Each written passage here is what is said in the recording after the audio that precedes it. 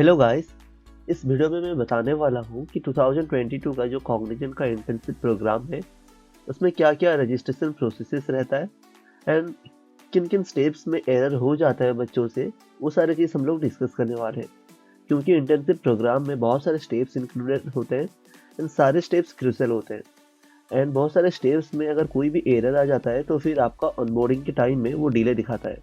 तो इसीलिए आज हम डिटेल में बात करने वाले हैं स्टार्टिंग से लेकर ऑनबोर्डिंग पास मिलना तक सारे स्टेप्स में क्या क्या होता है एंड कहाँ कहाँ पे एरर हमको अवॉइड करना पड़ेगा। ठीक है, तो इस वीडियो में हम यही बात करने वाले हैं। तो यहाँ पे मैं दिखाया हूँ सारे स्टेप्स जो कि रजिस्ट्रेशन एंड स्टार्टिंग सिलेक्शन से लेके एंड ऑनबोर्डिंग पास मिलने तक का सारे स्टेप्स में मेंशन किया हूँ। जैसे कि फर्स्ट था आपको इंटरव्यू होगा एंड इंटरव्यू में आप सिलेक्ट हो गए तो फिर आपको तो एक सिलेक्शन मेल आ जाएगा कि आप कंग्रेचुलेसन, आप सिलेक्ट हुए हैं कॉग्निजन में एंड आपका रोल जो भी आप जेएनसी या फिर जेएनसी नेक्स्ट या फिर एलिवेट में सिलेक्ट हुए होंगे। एंड सिलेक्शन हो जाने के बाद आपको वहाँ पे ही पूछेंगे कि आप इंटर्नशिप या फिर सीएचडी के लिए चूज करना चाहते हैं। आप इंटर्नशिप चूज करते हैं या फिर सीएचडी, ये आपके ऊपर है। बट इस वीडियो में हम बात करने वाले हैं सिर्फ इंटर्नशिप के बारे में। तो ये इंटर्नशिप या फिर सीएचडी ये चीज़ आपको वहाँ पे ही पूछ लेंगे एंड उसके बाद ही आपको एक लेटर ऑफ इंटेंट आ जाएगा कुछ दिनों के बाद आपके सुपर सेट का जो अकाउंट होता है वहाँ से एंड मेल पे आ जाएगा letter of intent. Letter of intent का मतलब ये होता है कि वहाँ पे तुमको बताया जाएगा कि आपको इंटर्नशिप ऑफर कर रहे हैं, कि आपको चाहिए कॉग्निजन की तरफ से इंटर्नशिप। तो अगर चाहिए होगा तो फिर आप वहाँ पे एक्सेप्ट कर सकते हो। अगर आपको इंटर्नशिप नहीं चाहिए तो फिर आप वहाँ से तुम उसको रिजेक्ट भी कर सकते हो। लेटर ऑफ इंटेंट के बाद ऑफर लेटर आता है जिसको कि एक्सेप्ट करने के बाद तुम्हारा जो इंटर्नशिप होता है उसका सारे प्रोसेस स्टार्ट हो जाता है। उसके बाद तुमको वन कॉग्निजन पोर्टल में साइन इन करना पड़ेगा, बैकग्राउंड वेरिफिकेशन करना पड़ेगा, प्री ज्वाइनिंग फॉर्मेलिटीज भी कुछ भी रहते हैं, कुछ सारे स्टेप्स रहते हैं, फॉर्म्स भरना पड़ता है। तो ये सारी चीज़ तुमको प्री ज्वाइनिंग फॉर्मेलिटीज में करना पड़ेगा। उसके बाद तुमको ऑनबोर्डिंग पास मिल जाएगा। तो ये सारे स्टेप्स हैं जो कि इंटर्नशिप प्रोग्राम में एनरोल होने के लिए करना पड़ता है। इनमें से कुछ स्टेप्स तो ऐसे हैं कि बहुत इजी है, बट कुछ स्टेप्स में क्या होता है कि आपको एक भी गलती नहीं करना होगा, या फिर अगर गलती हो जाती है ना तो फिर आपको ऑनबोर्डिंग पास मिलने में थोड़ा डिले हो जाता है। तो इसीलिए वो सारे एरर्स अवॉइड करना पड़ेगा। तो सारे स्टेप्स हम लोग डिटेल्स में बात करेंगे। अच्छा, तो फर्स्ट थिंग ये है कि आपको इंटर्नशिप चूज करना है या फिर सीएसडी। क्या होता है ना, बच्चों सारे कंफ्यूज रहते हैं कि इंटर्नशिप चूज करें या फिर सीएसडी। तो ये मैंने डिफरेंस आपको बता दिया है इंटर्नशिप में क्या क्या होता है एंड सीएसडी में। ये वीडियो तो डिफरेंस के बारे में नहीं है कि इंटर्नशिप एंड सीएसडी में सीएसडी के बीच क्या क्या डिफरेंस है। फिर भी आपको मैं डिफरेंस बता दिया हूँ, यहाँ पे मेंशन किया हूँ, आप पढ़ सकते हैं या फिर आप यूट्यूब से भी सर्च करके देख सकते हैं कि दोनों में डिफरेंस क्या है। हालांकि मैं इस वीडियो में सिर्फ इंटर्नशिप के बारे में ही बात करूंगा। अच्छा, और एक चीज, आप इंटर्नशिप इसीलिए चूज कर सकते हैं, इसका एक एडवांटेजेस ये है, ज़्यादा एडवांटेज ये है कि अगर आप इंटर्नशिप करते हो तो फिर फुल टाइम ज्वाइनिंग के टाइम आपको थोड़ा ज़्यादा चांस मिलता है, कि आपको ज़्यादा प्रेफरेंस मिलता है जल्दी ऑनबोर्डिंग के लिए। तो फिर ये एक सही चीज़ है इंटर्नशिप में। सीएसडी में भी आपको फुल टाइम ज्वाइन के लिए प्रेफरेंस मिलेगा, बट इंटर्नशिप जो बच्चे किए होंगे उनको पहले मिलता है। ठीक है, तो क्या हुआ, आप सिलेक्ट हो गए तो कुछ दिनों के बाद आपको एक लेटर ऑफ इंटेंट आएगा। सुपर सेट से आपको मिल जाएगा वो लेटर ऑफ इंटेंट, या फिर मेल से भी मिल जाता है। एंड आपको कुछ दिन दिए होंगे कि सपोज आपको 10 तारीख को मिलता है लेटर ऑफ इंटेंट, तो 2 वीक्स आपको दे देंगे, बोलेंगे कि उसके बाद आप लेटर ऑफ इंटेंट को सबमिट करना पड़ेगा। तो लेटर ऑफ इंटेंट में क्या होता है, नहीं, लेटर ऑफ इंटेंट में कंपनी बताती है कि आपको इंटर्नशिप मिल सकता है, क्या आप करना चाहोगे। तो आप अगर एक्सेप्ट करते हो लेटर ऑफ इंटेंट तो फिर आपको इंटर्नशिप के लिए ऑफर लेटर भेजेंगे, या फिर अगर आप इंटर्नशिप के लिए एक्सेप्ट नहीं करते हो, रिजेक्ट कर देते हो लेटर ऑफ इंटेंट को, तो फिर आप सीएसडी में ऑटोमेटिकली एनरोल हो जाते हो एंड इंटर्नशिप आपको नहीं करना पड़ेगा। तो फिर ये आपके ऊपर है कि आप एक्सेप्ट करोगे कि डिनाई करोगे इंटर्नशिप एप्लीकेशन को। एंड यहाँ पे आप जो भी करोगे उस हिसाब से आपको मिलेगा। अगर एक्सेप्ट करते हो तो फिर आपको इंटर्नशिप मिलेगा, अगर आप डिनाई करते हो तो फिर इंटर्नशिप से आपको नहीं मिलेगा, ऑटोमेटिकली आपको कुछ भी करना नहीं होगा, ऑटोमेटिकली आप CST में एनरोल हो जाएंगे।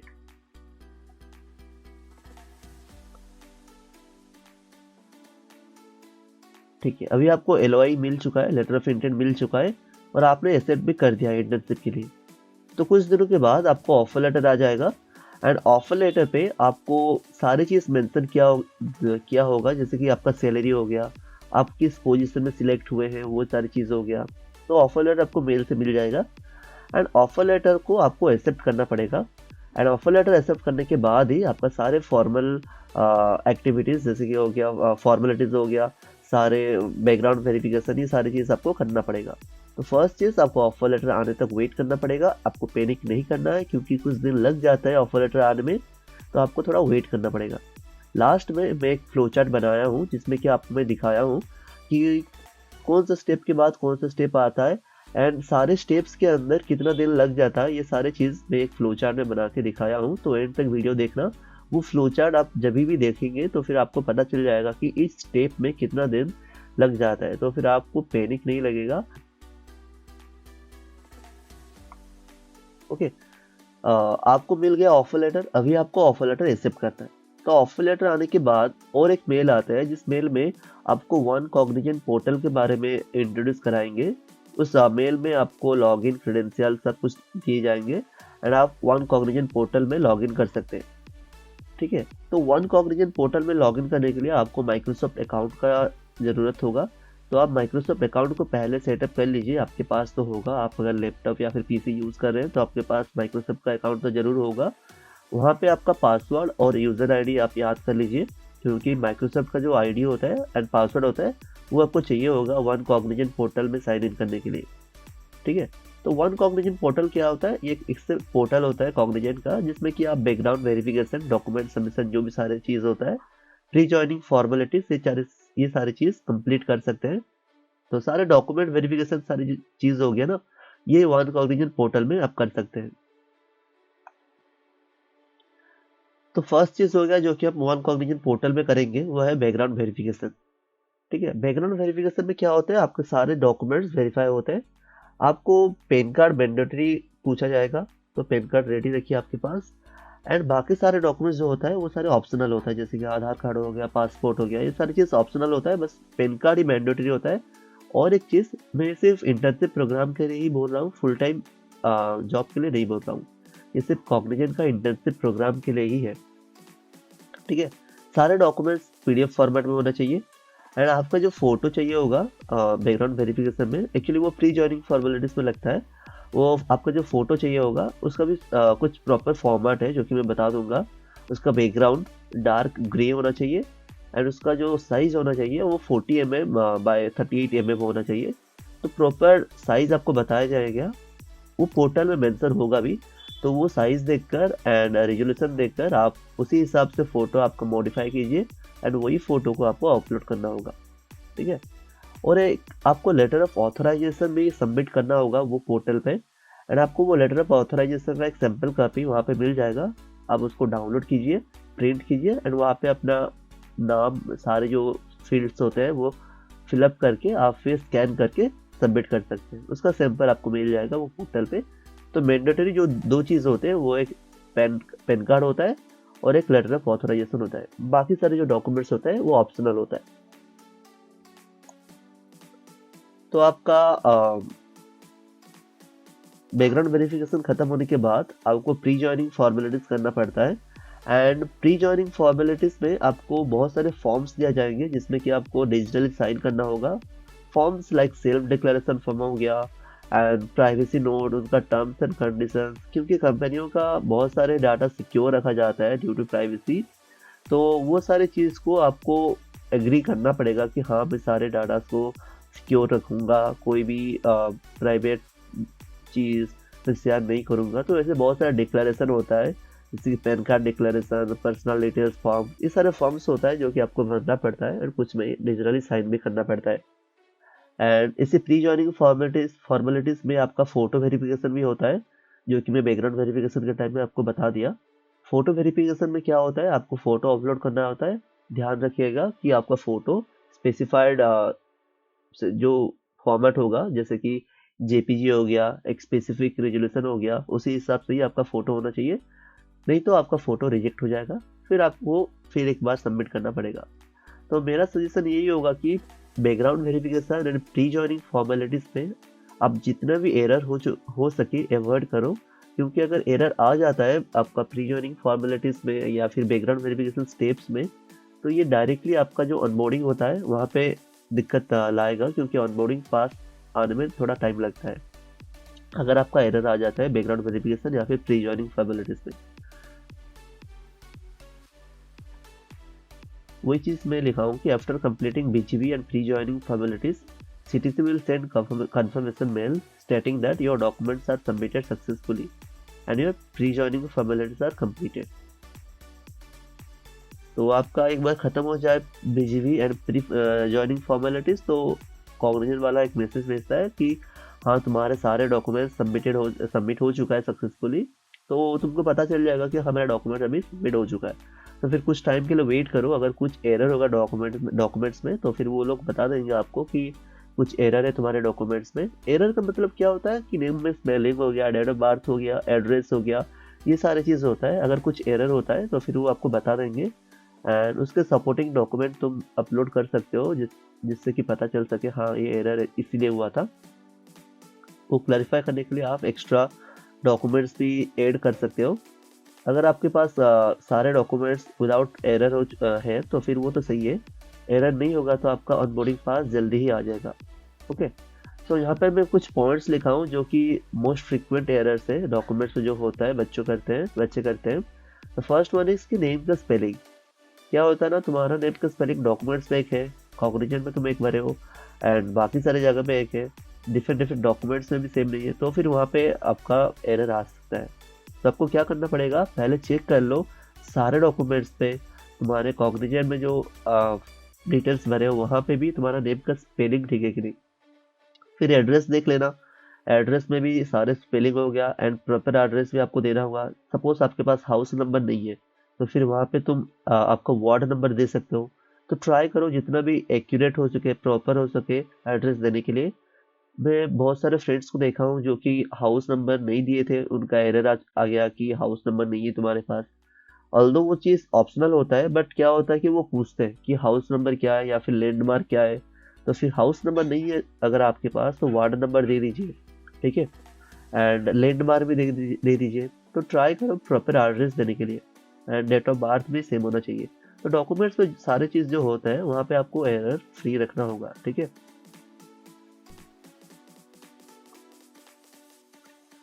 तो वही चीज़ मैं बोला, अगर आपके डॉक्यूमेंट्स सारे में एरर नहीं है तो फिर बहुत ही अच्छी बात है। आपको जो पहले ही डेट ऑफ जॉइनिंग वो पोर्टल में दिखा रहा होगा। हाँ, और एक चीज़, आपको जो पोर्टल होगा वहाँ पे सामने ही बड़े बड़े अक्षर में लिखा होगा कि आपका डेट ऑफ जॉइनिंग XXX, ये सारी डेट्स है। तो एक ही डेट लिखा होगा, सॉरी। तो वही डेट आपको पता चल जाएगा कि मेरा डेट ऑफ जॉइनिंग है। अगर सारी चीज़ ठीक से होता है, आपका कोई टेक्निकल एरर भी नहीं होता है, आपका डॉक्यूमेंट में एरर नहीं होता है, सारी चीज़ अगर ठीक से होता है तो फिर डेट ऑफ जॉइनिंग में आपका जॉइनिंग हो जाता है एंड उससे पहले 2 दिन पहले आपका ऑनबोर्डिंग पास आ जाता है। अगर अगर आपका डॉक्यूमेंट्स में कुछ एरर आ जाता है तो फिर क्या होता है ना, तो फिर एरर को रिजॉल्व करने में थोड़ा टाइम लग जाता है एंड शायद तक आपका ऑनबोर्डिंग पास आने में भी डिले हो जाता है, जो कि जॉइनिंग डेट को फिर रिशेड्यूल करना पड़ता है। तो फिर बहुत ही ट्राई कीजिए कि कोई भी एरर जैसे नहीं हो तुम्हारे डॉक्यूमेंट्स में। ओके, तो keep checking one Cognizant portal frequently. मैं इसीलिए बोल रहा हूँ कि आपका सारे स्टेप्स में एक कंफर्मेशन मेल आता है। अगर तुम बीजीपी कंप्लीट करते हो तो फिर एक मेल आएगा, प्री जॉइनिंग फॉर्मेलिटीज कंप्लीट करते हो तो फिर एक मेल आएगा एंड मेल आने में थोड़ा टाइम लग जाता है। बट वन कॉग्निजेंट पोर्टल में एक नोटिफिकेशन सेंटर होता है, वहाँ पे सारे नोटिफिकेशन पहले आ जाता है। तो वहाँ पे आप फ्रिक्वेंटली चेक करना कि क्या क्या नोटिफिकेशन आ रहा है, कि बैकग्राउंड वेरिफिकेशन कंप्लीट हुआ कि नहीं, डॉक्यूमेंट सबमिट हुआ कि नहीं, प्री जॉइनिंग फॉर्मेलिटीज कंप्लीट हुआ कि नहीं। वो मेल में भी आता है बट वहाँ पे भी आप चेक कर सकते हो। जैसे कि एक एग्जांपल मैं लेता हूँ, ऑनबोर्डिंग पास जो है ना, वो आपका नोटिफिकेशन सेंटर में पहले आ जाता है कि हाँ आपका ऑनबोर्डिंग पास रेडी हो चुका है। कुछ टाइम के बाद मेल आता है कि हाँ आपका ऑनबोर्डिंग पास रेडी हो चुका है। मेल में भी अगर देखोगे तो फिर वो आ जाता है, बट अगर नोटिफिकेशन चेक करते रहोगे तो फिर आपको पहले पता चल जाएगा कि क्या सीन है तुम्हारा। रजिस्ट्रेशन प्रोसेस में, ठीक है। तो आपका जो वन कॉग्निजेंट पोर्टल हो गया, तो वहाँ पे फ्रिक्वेंटली आप चेक करते रहिए नोटिफिकेशन क्या आ रहा है एंड कुछ अपडेट आया है कि नहीं, ठीक है। Once you get the onboarding pass, then in your day one you will be required this pass and you will be onboarded smoothly. अच्छा, onboarding pass क्यों चाहिए? तुम्हारा जो डे वन होता है ना, जिसमें कि इंडक्शन होता है, वो डे वन इंडक्शन में तुम्हारा पहले ऑनबोर्डिंग पास को वेरीफाई करते हैं एंड वही पास में तुम्हारा नाम होता है, तुम्हारा कैंडिडेट आईडी होता है, ऑनबोर्डिंग टाइम होता है, लोकेशन होता है। ये सारी चीज़ तो अभी ऑनलाइन हो रहा है, तो वर्चुअली हो जाएगा। अगर ऑफलाइन हुआ होगा कभी भी एंड कभी होगा भी, तो फिर आपका जो ऑनबोर्डिंग पास है ना, वो आपका लोकेशन में चेक करेंगे कि ठीक लोकेशन में आप आए हो कि नहीं, ऑनबोर्डिंग टाइम क्या है, वो सारी चीज़ यहाँ पर मेंशन होगा। तो ऑनबोर्डिंग पास बस ऑनबोर्डिंग डे पे ही काम आता है, जॉइनिंग डे पे भी काम आता है। तो उस हिसाब से ही आप पता लगा सकते हैं कि मुझे कहाँ जाना है, कितने बजे जाना है ऑनबोर्डिंग के लिए। तो ऑनबोर्डिंग पास बस एक दिन के लिए वैलिड है, तो उस हिसाब से आप कर लीजिएगा। यहाँ पे मैं एक फ्लो चार्ट बनाया हूँ, जिस फ्लो चार्ट में मैं दिखाया हूँ कि सारे स्टेप्स क्या क्या है एंड ईच स्टेप के बाद कितना टाइम लगता है। मैं अभी आपको वर्बली बोल भी दूंगा, तो ये सारी चीज़ याद रख लेना, क्योंकि बहुत सारे बच्चों को क्या होता है ना, एक स्टेप के बाद नेक्स्ट स्टेप क्या करना होता है एंड कितना टाइम लग जाता है, वहाँ पे वो पैनिक कर जाते हैं। जैसे कि सपोज मैं बोल रहा हूँ कि बैकग्राउंड वेरिफिकेशन खत्म होने के बाद अगर कोई भी एरर नहीं है आपके डॉक्यूमेंट्स पे, तो फिर ऑनबोर्डिंग पास आने में बहुत टाइम लग जाता है, 3-4 दिन लग जाता है। तो फिर बच्चे क्या करते हैं कि पैनिक होते रहते हैं, कब आएगा पास, कब आएगा पास। तो वो सारी चीज़ मैं बता दूंगा कि ईच स्टेप के बाद नेक्स्ट स्टेप आने के लिए कितना टाइम लगता है। तो पहले तो इंटरव्यू होता है, अगर आप सिलेक्ट हो जाते हो तो फिर आपको लेटर ऑफ इंटेंट मिलता है। तो लेटर ऑफ इंटेंट मिलने के लिए कितना दिन लगता है? इंटरव्यू खत्म होने के बाद पहले तो आपको एक मेल आ जाएगा कि सिलेक्टेड, आप you are selected, congratulation you are selected, बोलिए ऐसे करके। एंड कुछ दिनों के बाद, जैसे कि 1 वीक हो गया, 2 वीक हो गया, वो कम्प्लीटली डिपेंड करता है कॉग्निजेंट के ऊपर, बट आ जाएगा आपको letter of intent. Letter of intent आने के बाद आपको एक्सेप्ट करना होगा अगर आप इंटर्नशिप करना चाहते हो, एंड अगर आप रिजेक्ट करते हो तो फिर आप ऑटोमेटिकली CST के लिए एनरोल कर लेते हो। तो लेटर ऑफ इंटेंट जो आता है उसको एक्सेप्ट करने के लिए आपको 2 वीक्स टाइम देते हैं वो लोग। अगर आप एक्सेप्ट कर लेते हो तो फिर ठीक है। एक्सेप्ट करने के बाद आपको एक ऑफर लेटर आता है। ऑफर लेटर आने के लिए LOA के बाद आपको लगभग से लगभग कुछ टाइम लग जाता है, जैसे कि 10-12 दिन लग जाता है। एंड ये डिपेंड करता है कि आपका एंड सेमिस्टर डेट आप क्या दिए हैं। आपका जो 7th सेम का एग्ज़ाम हुआ होगा, उसका एंड डेट क्या दिए हैं LOA के टाइम, वही डिपेंड करता है। LOI में आपको एक पूछेगा कि आपका जो एंड सेम चल रहा है 7th सेम का, उसका एंड डेट क्या है, ठीक है। तो 7th सेम का एंड डेट के हिसाब से वो देखकर कॉग्निजेंट सेंड करता है ऑफर लेटर, क्योंकि एग्ज़ाम खत्म होने के बाद ही इंटर्नशिप स्टार्ट होता है। तो ऑफर लेटर जब आ जाएगा तुम्हारे पास एक्सेप्ट करो या फिर डिनाई करो, दोनों ऑप्शन होता है। वो सारी चीज़, जैसे कि ऑफर लेटर एक्सेप्ट हो गया, ये सारी चीज़ आप वन कॉग्निजेंट पोर्टल में कर सकते हो। और ऑफर लेटर एक्सेप्ट करने के लिए वन कॉग्निजेंट पोर्टल जाके वहाँ पे एक एक्सेप्ट होता है बटन, वो क्लिक करके वो तुम एक्सेप्ट कर सकते हो ऑफर लेटर को। तो ऑफर लेटर एक्सेप्ट करने के बाद नेक्स्ट चीज़ तुमको background verification and pre joining formalities करना पड़ता है, ठीक है। तो ऑफर लेटर एक्सेप्ट करने के बाद नेक्स्ट डॉक्यूमेंट सबमिशन होता है, जो कि बैकग्राउंड वेरिफिकेशन होता है। तो इन दोनों स्टेप के अंदर 3 to 4 आवर्स का गैप रहता है। जैसे कि ऑफर लेटर एक्सेप्ट करने के बाद तुम डायरेक्टली डॉक्यूमेंट सबमिट नहीं कर सकते हो, वहाँ पे जो ऑप्शन होता है जहाँ पे तुम डॉक्यूमेंट्स अपलोड करते हो वो एक्टिवेट नहीं होता है। तो 3 to 4 आवर के बाद ही वो लिंक खुलता है और वहाँ पे तुम अपलोड कर सकते हो डॉक्यूमेंट एंड सारे प्री जॉइनिंग फॉर्मेलिटीज भी कंप्लीट कर सकते हो, बट उसमें थोड़ा टाइम लग जाता है, that is 3 hours to 4 hours, okay. तो थोड़ा वेट कर लेना। आपको मेल भी आ जाता है 3 आवर्स से 4 आवर्स के बाद एक मेल आ जाता है कि हाँ अभी तुम कर सकते हो डॉक्यूमेंट सारे सबमिशन। तो मेल में भी लिंक दिया होगा कि वो ये लिंक क्लिक करके आप डॉक्यूमेंट सबमिट कर सकते हो, या फिर आप डायरेक्टली पोर्टल जाके भी वो लिंक से आप डॉक्यूमेंट सबमिट कर सकते हो। बट आपको ऑफर लेटर एक्सेप्ट करने के बाद 3 से 4 आवर वेट करना पड़ेगा, ठीक है। And BGV and pre joining formalities के बारे में मैं बता दिया हूँ आपको क्या क्या करना पड़ेगा, सारे डॉक्यूमेंट सबमिट करना पड़ेगा एंड फॉर्म्स जो होता है उसको भी साइन करना पड़ेगा डिजिटली, फोटो वेरिफिकेशन करना पड़ेगा, ये सारी चीज़ें होता है BGB and pre joining formalities में। अगर आपका कोई एरर नहीं आता है डॉक्यूमेंट्स में तो फिर ठीक है, ऑनबोर्डिंग पास मिल जाएगा। अगर कोई एरर आएगा तो फिर आपको फिर कुछ एडिशनल डॉक्यूमेंट सबमिट करना होगा जो कि सपोर्टिंग डॉक्यूमेंट्स होगा।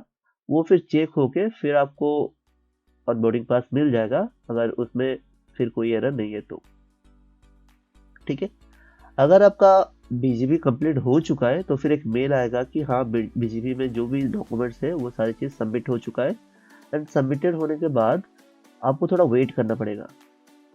वो एक मेल भेजेंगे, वो जो कि 2 से 3 दिन के बाद एक मेल भेजते हैं अगर कुछ एरर हुआ तो। अगर कुछ एरर नहीं है तो वो फिर मेल नहीं भेजते।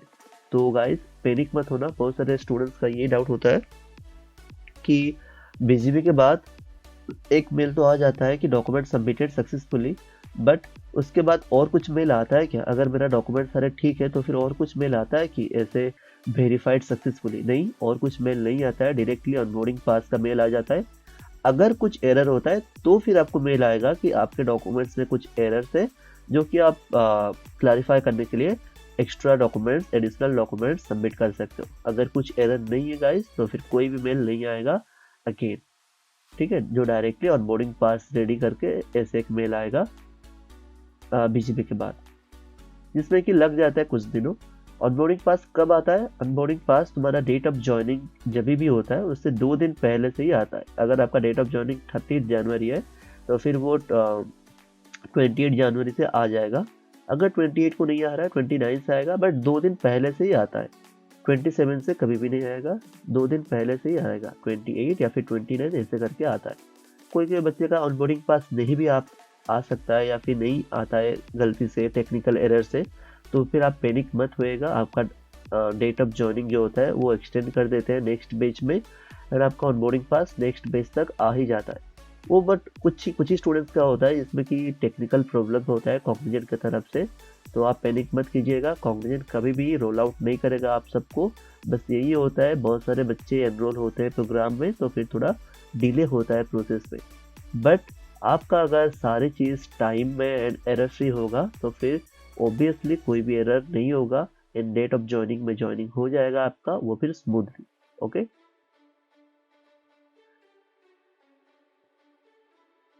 तो मैं आशा करता हूँ कि सारे स्टेप्स जो मैं बताया जो कि इंटर्नशिप में होता है ये आपको क्लियर हो जा हुआ होगा।